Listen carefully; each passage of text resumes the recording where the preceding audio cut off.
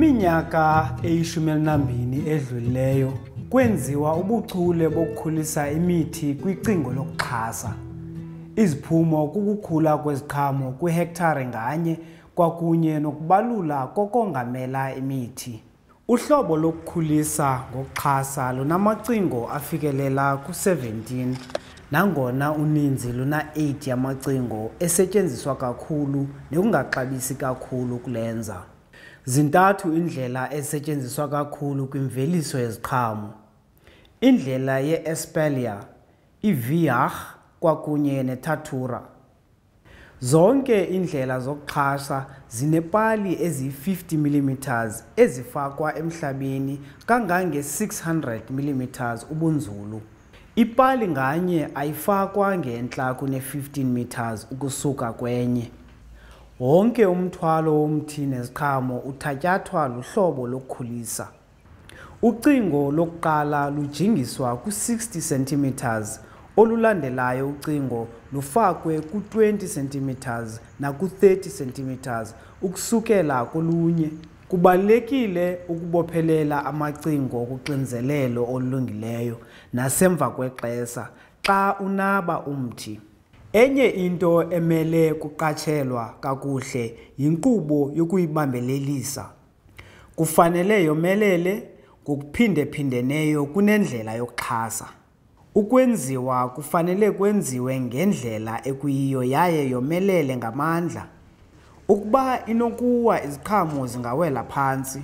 Indlela ye-Espalier i-straight ukuyeza phezulu nasezantsi esetyenziswa kakhulu kwimveliso yeprima. Umthi uyalinywa, inkokheli enye ibotshelelwe kwicingo ekulilo elixwesileyo. Njengoko umthi ukhula, amasebe ayakhula xa efika kwi-50 cm ukuya kwi-70 cm abotshelelwa kwizixhasi. Isebe elinye kwicala ngalinye kwinkokheli enye liyakhethwa. Isebe ngalinye lilaliswa straight kwicingo lalo elilixhasileyo. Iziphumo zokwenziwa koku zaziwa njenge-fruiting wall. Luhlobo olucocekileyo nekulula ukulinakekela nokulivuna, akukho masebe akhulela endleleni yegandaganda. Amasebe ngokuqhelekileyo aphakathi ko-3 no-3.5 meters, ukuvuleka imithi ivulelene kangangemitha enehaf. Uhlobo lokuxhasa livumela ukukhanya okuninzi kungene emthini. Xa ukukhanya kukuninzi, inkqubo ye-photosynthesis iza kwenzeka emthini kwenzeke iswekile ngakumbi. Oku kukhokelela kwiziqhamo ezikhulu eziswiti ngenxa yeswekile eninzi. Ukuvuleka komthi kuncinci, ngoko ke ukutshiza, ukucheba kunye nokuvuna kungenzeka lula. Ukucheba kulula njengoko umchebi echeba engakhuthazi kukhula okanye engasiki kakhulu emakhunini. Ukusuka apho ucheba ngokulandelelanayo ukwenza ukuthwala ngakumbi iziqhamo.